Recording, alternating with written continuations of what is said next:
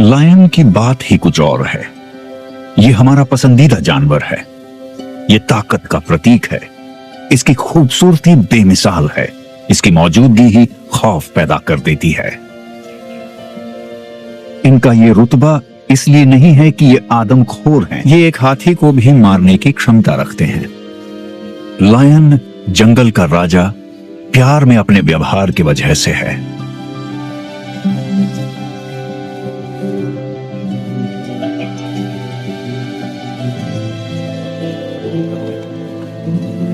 Females साल के किसी भी समय में ब्रीड कर सकती हैं और मेल्स किसी भी फीमेल के साथ मिलन कर सकते हैं।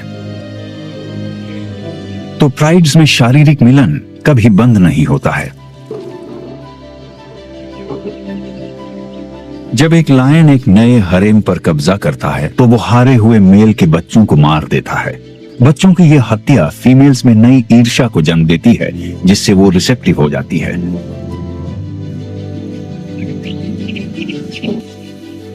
ये जंगली और क्रूर है, पर इससे ये पक्का हो जाता है कि वो सबसे ताकतवर के बच्चे ही होंगे जो जेनेटिक्स को ट्रांसमिट करने वाली लीनिएज का हिस्सा होंगे।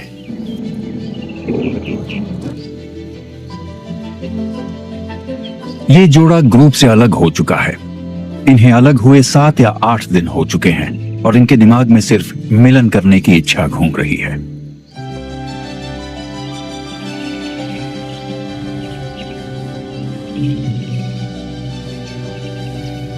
इनमें पहल फीमेल या मेल कोई भी कर सकता है। इनका उग्र प्रेमालाप संकेतात्मक इशारों से भरा होता है।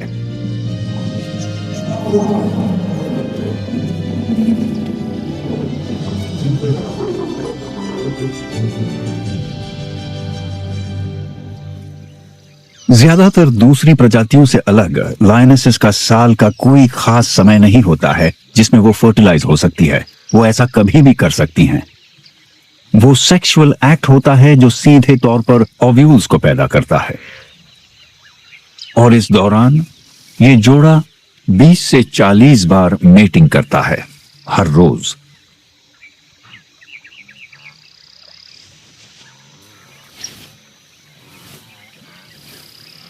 कॉपुलेशन सिर्फ 10 सेकंड से 1 मिनट तक की होती है और लगभग आधे घंटे में ये उसको दोहराने के लिए तैयार होंगे।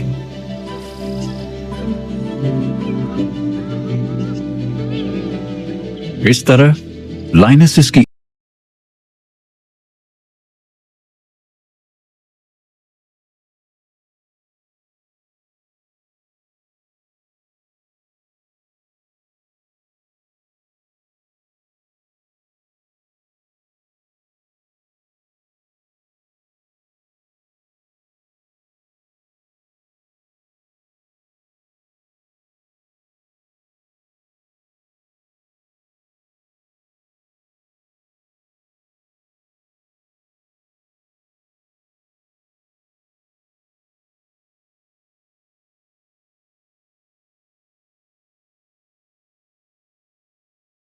जब प्रजाति की निरंतरता की बात आती है तब मेल्स की भूमिका फीमेल्स की भूमिका से अलग होता है।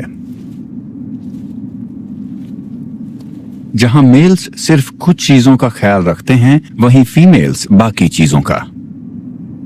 पर इसका मतलब ये नहीं है कि मेल्स का या फीमेल्स का जीवन एक दूसरे से ज्यादा आसान होता है। दोनों ही चाहते हैं कि ज्यादा से ज्यादा बच्चे पैदा हों, पर जहां मेल्स का ध्यान क्वांटिटी पर होता है, फीमेल्स क्वालिटी पर ध्यान देती हैं।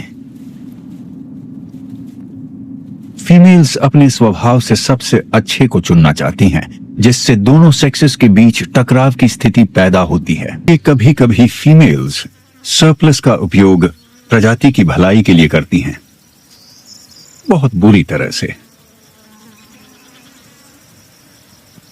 मेल प्रेइंग मैंटिसेस की आखिरी छलांग सबसे खतरनाक है।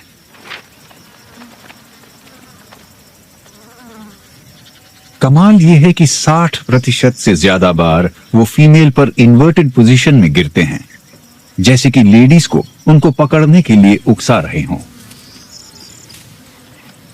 अभी तक सब ठीक है। ये एनकाउंटर बिल्कुल सही समय पर हो रहा है। ये फीमेल इस मेल को एक शिकार नहीं बल्कि एक साथी की तरह देख रही है।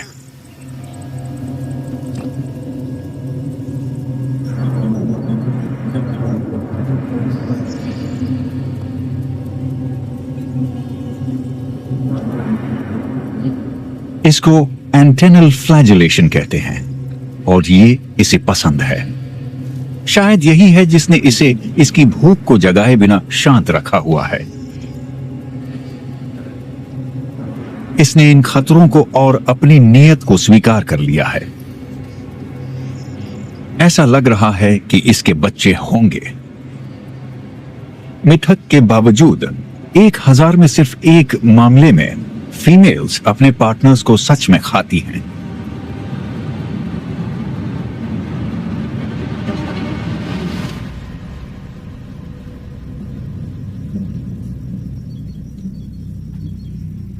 कैनिबलिज्म सिर्फ तब होता है अगर मेल्स बूढ़े हों, अगर ब्रीडिंग सीजन खत्म होने वाला हो या अगर उसने बहुत कम खाया हो। इस बार इन प्रेमियों के लिए सब कुछ ठीक रहा है।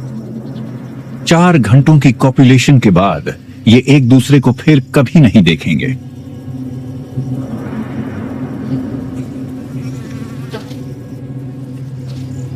और आप ये नहीं कह सकते हैं कि ये भूखी नहीं थी।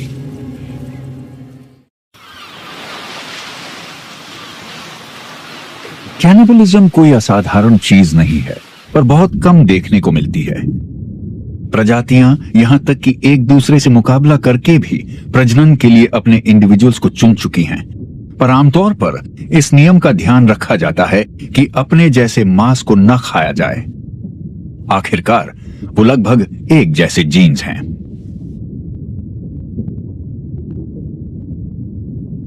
इसके बावजूद एक ही प्रजाति के जानवरों के बीच की लड़ाइयां कई बार बहुत हिंसक हो जाती हैं और किसी एक कंपेटिटर की मौत के साथ खत्म होती हैं, जिसके बाद ऐसा भी हो सकता है कि जीतने वाला हारने वाले को खा ले,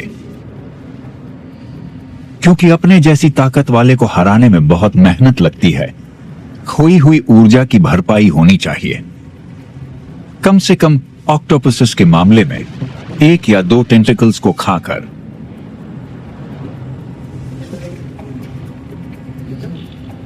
क्रूर मगर असरदार।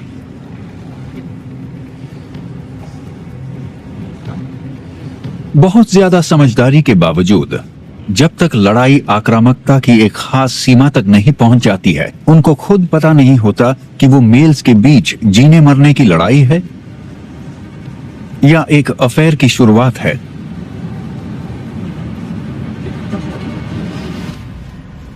इस बार ये प्रेम आलाप था, पर शारीरिक मिलन को दूर रहकर निभाया जा रहा है, क्योंकि हो सकता है कि फीमेल को भूख लगी हो। सिर्फ ये पल जीवन का वो हिस्सा हैं जो मेल और फीमेल एक दूसरे के साथ बांटते हैं। मेल के टेंटिकल्स में से एक राइट से तीसरा एक सेक्सुअल ऑर्गन में बदल गया है और कुछ ही मिनटों में फर्टिलाइजेशन भी खत्म हो जाएगी, बिल्कुल इनकी दोस्ती की तरह।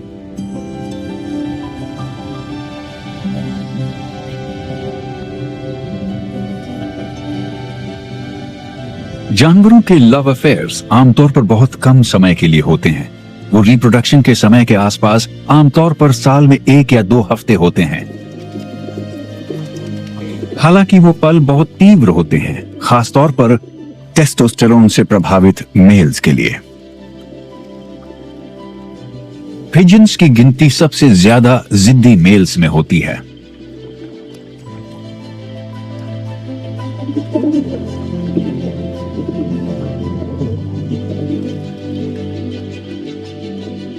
ऐसा लगता है कि इनके प्रेमालाप का एक हिस्सा अपनी पार्टनर्स को लगातार परेशान करना है, जो कि हो सकता है कि पहले ही मेट करने के लिए किसी और को चुन चुकी हो।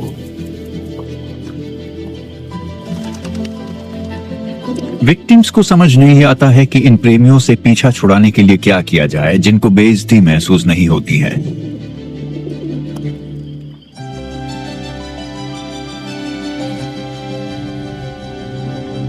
सेक्सेस के बीच की लड़ाई का एक प्रमुख उद्देश्य होता है कि सबसे बेहतरीन मेल्स सबसे सक्षम फीमेल्स के साथ अपने जीन्स फैलाएं।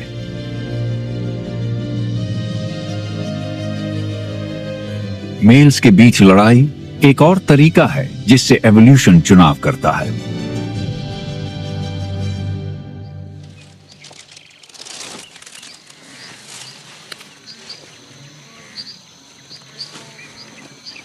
इस लड़ाई में फीमेल्स को किसी तरह का कोई नुकसान नहीं होता है।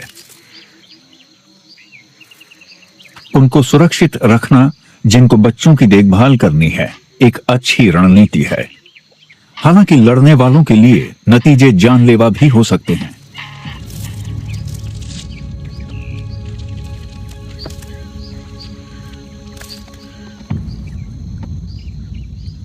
और सिर्फ एक जीतता है।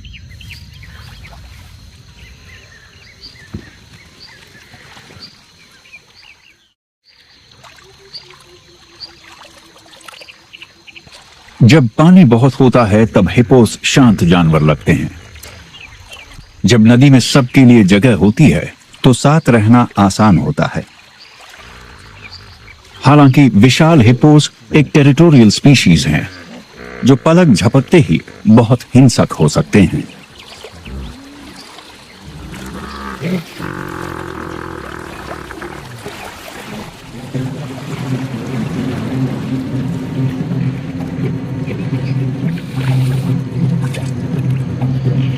नदी के हर हिस्से में एक डोमिनेंट मेल होता है जो दूसरों को बर्दाश्त नहीं कर सकता है।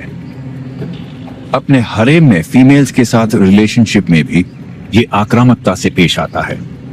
अल्फास अपनी मेल टेरिटरी को इस बेहुदे और गंदे तरीके से मार्क करते हैं।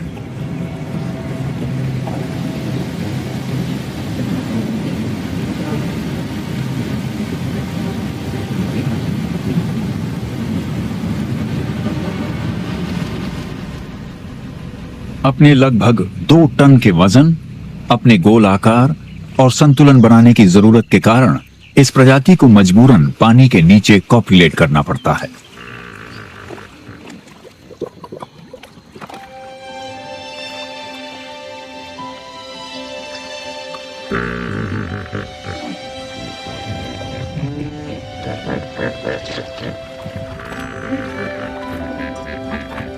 मेटिंग की तैयारियां कई घंटों तक चलती हैं।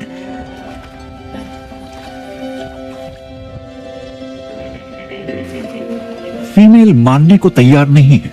इसको सही मेल का चुनाव तो करना ही है, पर इसके अलावा ये जानती है कि ये उस मेल के वजन के नीचे दबकर मर सकती है जो इसको चाहता है।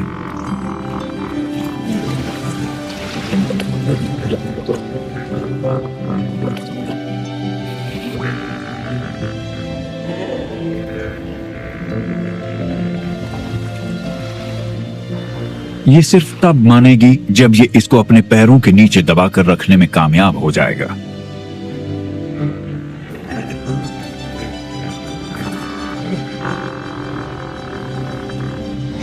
इसके पास कोई और विकल्प नहीं है। ये कमजोर और छोटी है, 20% छोटी।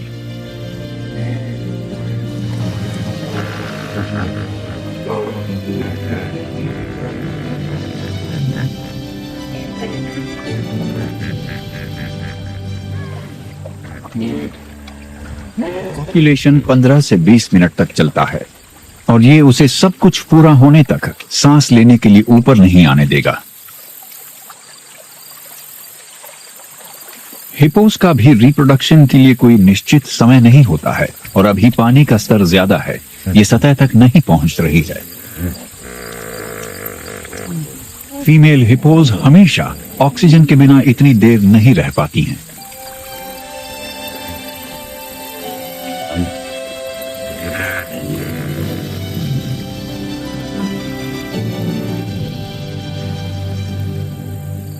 कभी कभी मेटिंग पार्टनर के चुनाव के लिए सिर्फ शारीरिक शक्ति या स्पेसिमेंस की खूबसूरती नहीं, बल्कि साथ ही उसकी क्षमताओं को भी देखा जा सकता है।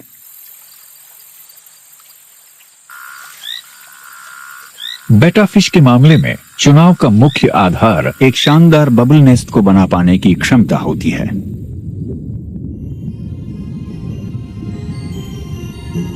ये बहुत ही नाजुक और बेहद जटिल निर्माण है और इसीलिए उसे चुनना अच्छा रहता है जिसे ये करना आता हो।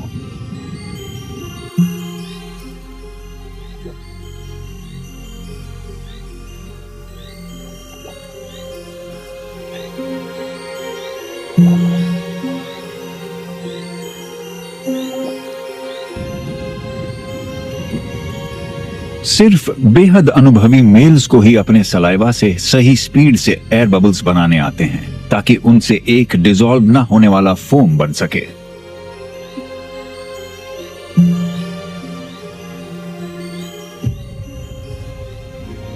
बबल नेस्ट्स बनाने में दो बातें अहम होती हैं। पहली, एयर पॉकेट्स में इर्द गिर्द मौजूद सलाइवा की मात्रा और दूसरी वो फ्रीक्वेंसी जिससे एयर बबल्स को छोड़ा जाता है।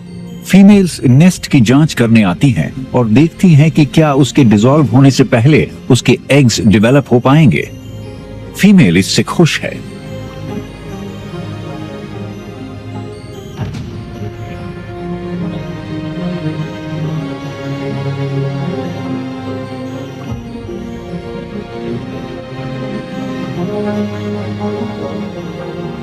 तो ये जोड़ा अपने फिन्स को फोम के नीचे रखकर एक दूसरे से लिपट जाता है और जब वो सिंक्रोनाइज होते हैं वो एक ट्रांस में चले जाते हैं।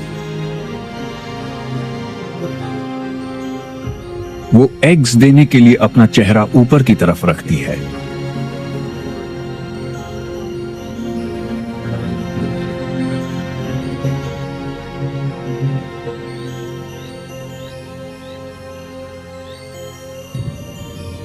और आखिरकार वो स्पर्म और एग्स को एक साथ रिलीज करते हैं जो साथ में तैरेंगे।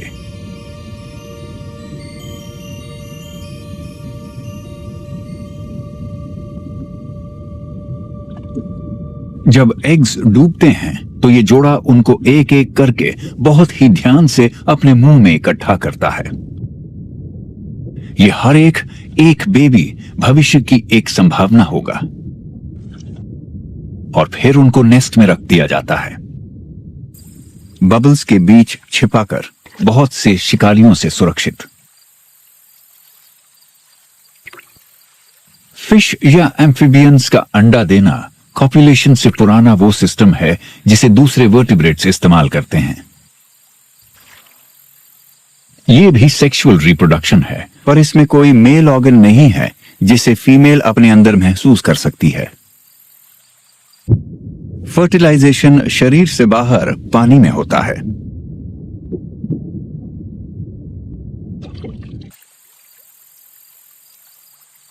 मेल्स लेइंग के साथ ही फीमेल के एग्स को स्पर्म से स्प्रे करते हैं।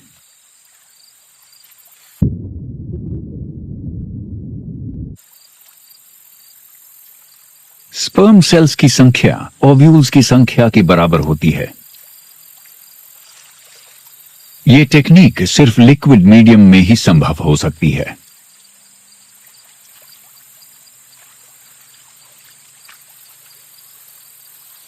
पर एक्सटर्नल फर्टिलाइजेशन में एक बड़ी कमी होती है। दूसरे मेल्स सही मौका देखकर पानी में अपने स्पर्म्स रिलीज करके कुछ एग्स को फर्टिलाइज कर सकते हैं और बिना किसी कोशिश के पेरेंटहुड का कुछ हिस्सा चुरा सकते हैं।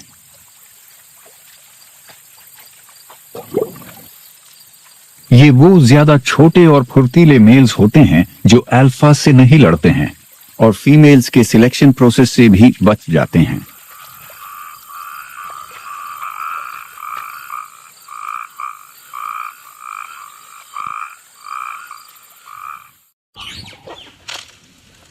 मैमल्स में, जिनमें प्राइमेट्स शामिल हैं, या बर्ड्स में सिर्फ एक एग को फर्टिलाइज करने के लिए लगभग 800 करोड़ स्पर्म सेल्स बनाए जाते हैं।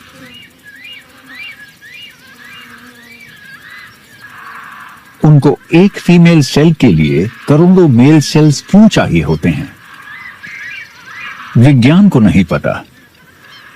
पर एक थ्योरी के मुताबिक जैसा कि सेक्सेस की लड़ाई में होता है, स्पर्मेटोजॉइड्स भी बेस्ट को चुनने के लिए आपस में मुकाबला करते हैं। जैसे कि यही काफी ना हो, स्पर्म सेल्स को लंबे फीमेल रिप्रोडक्टिव ट्रैक्ट में ऊपर पहुंचने के लिए भी संघर्ष करना पड़ता है, जहां उनके साथ बुरा सलूक होता है। कई घंटों तक एसिडिक एनवायरनमेंट में कई कोनों और उभारों में फंसने की संभावना के साथ।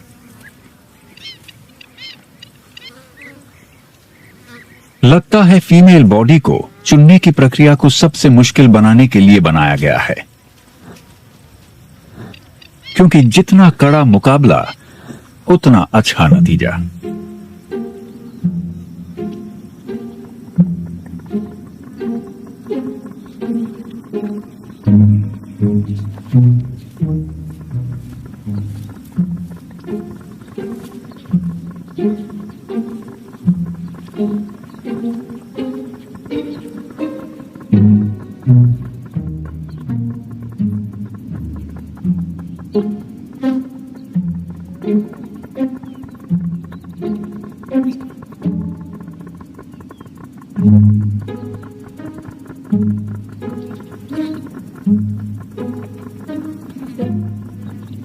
सेक्सुअल एनकाउंटर्स के दौरान स्टॉर्क्स अपने क्लोआकस को एक दूसरे के संपर्क में लाते हैं।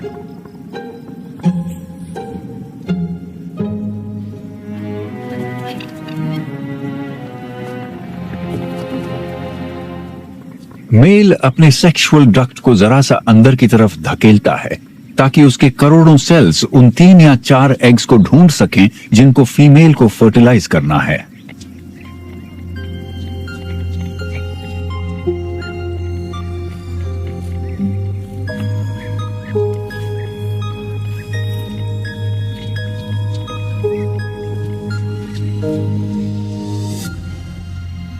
स्टॉर्क वफादार होता है, साल दर साल उसी नेस्ट पे वापस आता है, अक्सर वही नेस्ट जिसे उसके पेरेंट्स इस्तेमाल किया करते थे, और ये सिलसिला कई पीढ़ियों तक चलता है।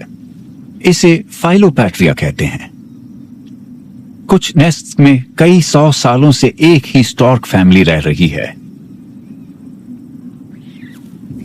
स्टॉर्क्स सिर्फ अपने जन्म स्थान के प्रति नहीं, अपने पार्टनर के प्रति भी बहुत वफादार होते हैं।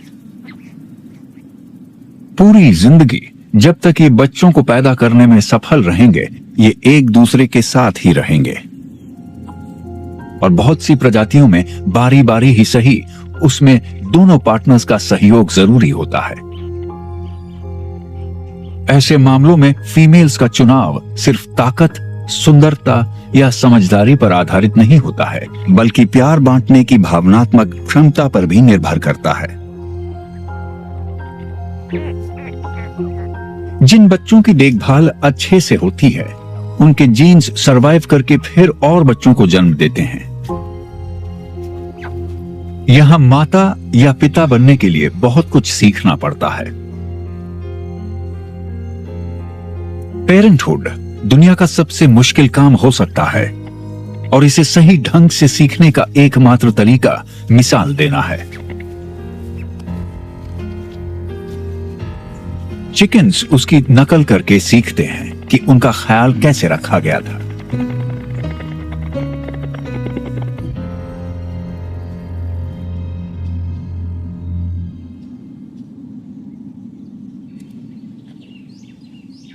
बी ईटर्स के प्रेमालाप में उदारता की बहुत ज्यादा अहमियत होती है। इनमें उन मेल्स को ज्यादा अच्छा संभावित पिता माना जाता है जिनमें दूसरों का ख्याल रखने की क्षमता हो। फीमेल्स को चुनिंदा खाने के निवाले दिए जाते हैं। प्रीमी वेडिंग गिफ्ट के तौर पर या एग्स के इंक्यूबेशन में फीमेल्स की सपोर्ट के लिए सबसे अच्छे कीड़े पेश करता है।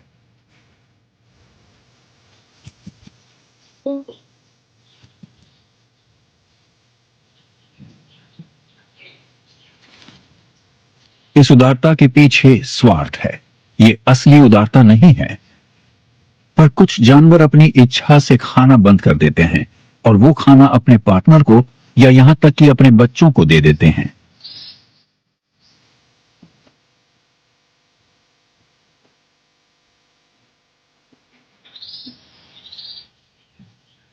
बी ईटर्स का हर जोड़ा डिलीवरीज के लिए नेस्ट से दूर की जगह चुनता है ताकि गिफ्ट चुराने वाले मेल से बचा जा सके। प्लूमेज की ब्राइटनेस बताती है कि कौन सबसे अच्छा शिकारी है, और फीमेल्स उनको भी ढूंढ रही है जिनको बांटना आता है।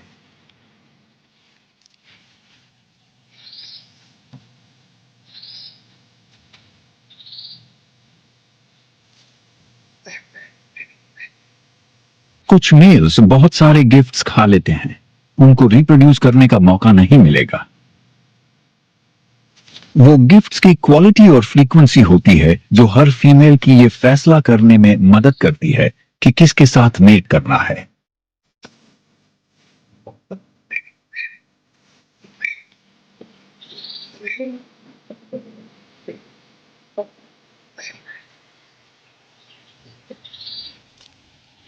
और ये बहुत सारे कीड़ों को खाने के बाद ही अगला कदम उठाएगी।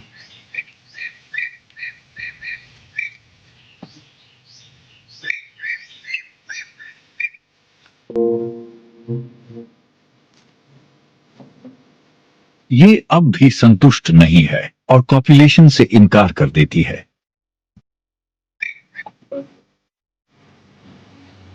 बेशक फीमेल का गिफ्ट्स को कबूल कर लेना साथ निभाने की गारंटी नहीं होती है। ये कभी भी किसी बेहतर साथी के साथ जा सकती है। शायद ये इसकी उम्मीदों पर खरा उतरा है। नहीं, ये भी नहीं।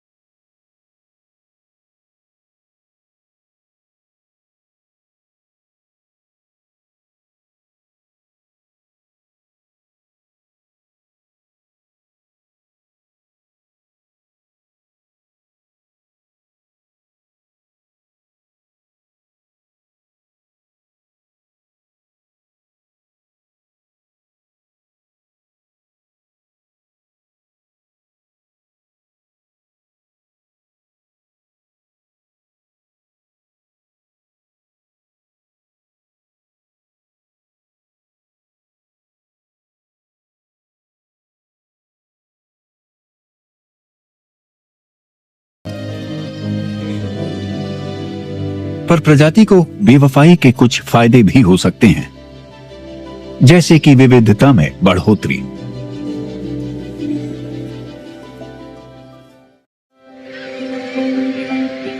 कुछ जानवर पूरा जीवन एक ही साथी के साथ बिताते हैं।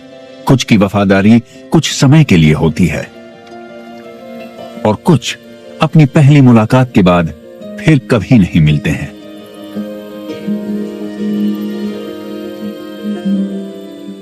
फ्लाइंग फॉक्सेस बेवफा होते हैं। वैसे बैट्स को भी जोड़ियां बनाना पसंद नहीं है। रिश्तों के मामले में इनके विचार बहुत खुले हैं।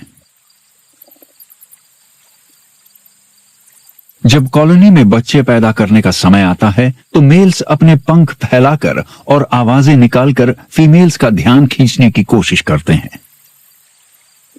ये दिखाने की कोशिश करते हैं कि इनमें एक अच्छे शिकारी के जीन्स हैं, पर ये अच्छे पेरेंट्स नहीं हैं। मेल्स बच्चों की देखभाल में कोई योगदान नहीं देते हैं। इनका ध्यान सिर्फ ज्यादा से ज्यादा बच्चे पैदा करने पे होता है। और इतना ही नहीं, मेटिंग के समय कॉपुलेशन के दौरान ये फीमेल की सेक्सुअल डक्ट में एक म्यूकस प्लग छोड़ देते हैं ताकि कोशिश करने वाले अगले मेल के लिए चीजें और मुश्किल हो जाएं।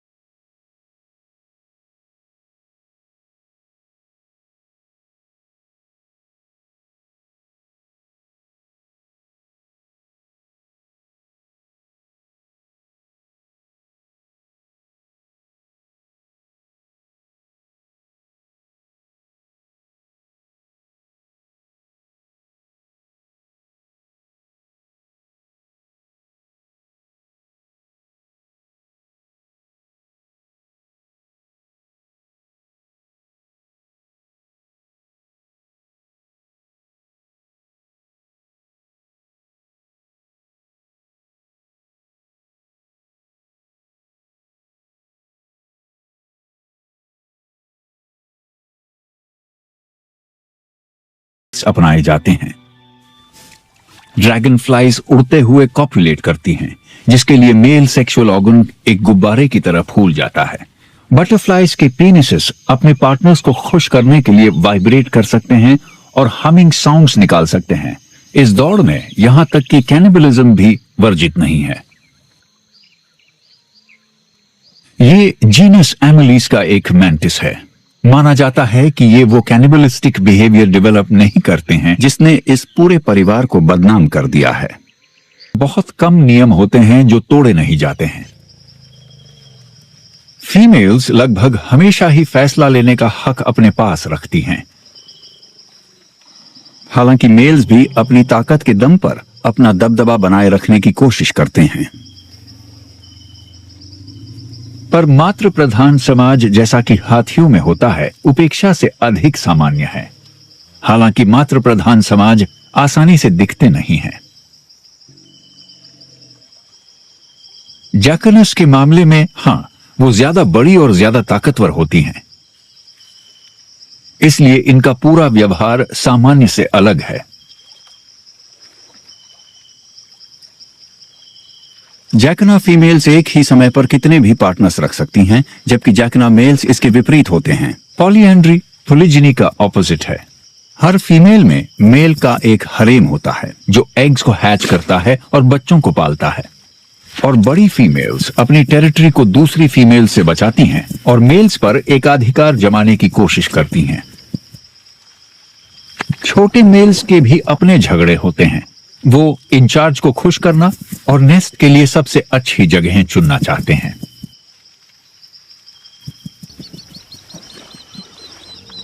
एक ही तालाब में 2 या उससे ज्यादा फीमेल्स और हर एक के लिए 3 या 4 मेल्स हो सकते हैं।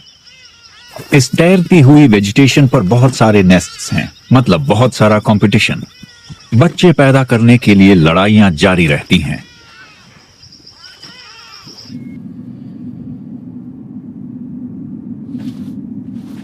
दूसरी जगहों पर, जैसे यहां मेल आइबेक्स की सींगें ताकत का एक और प्रतीक हैं।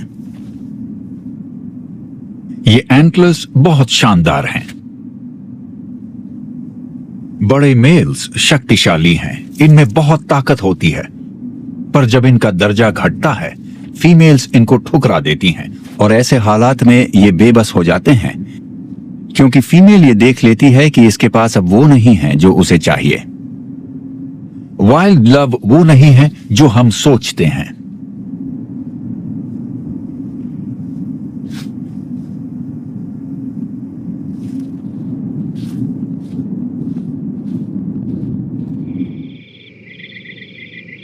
शायद ये दुनिया का सबसे अजीबोगरीब प्रेमालाप है, क्योंकि इतने लंबे इन 2 जानवरों के लिए अपने संतुलन को कायम रखते हुए मेट करना बेहद मुश्किल होता है।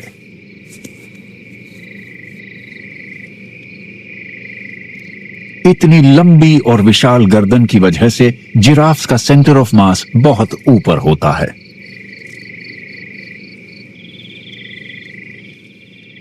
मेल और फीमेल के बीच आकार में असमानता भी कॉपुलेशन की प्रक्रिया को आसान बनाने में मदद नहीं करती है।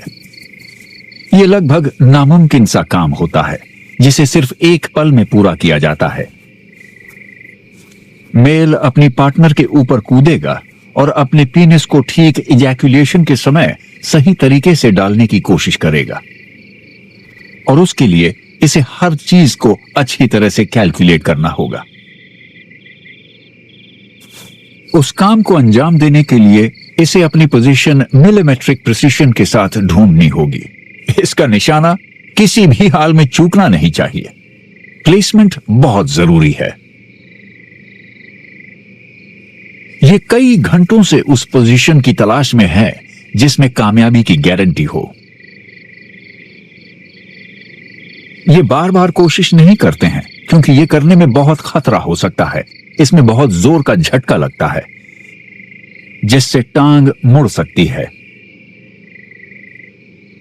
एक जिराफ के लिए टांग का मुड़ने के बाद टूटना लगभग पक्का होता है, तो इन्हें हर कदम फूंक फूंक के रखना होगा।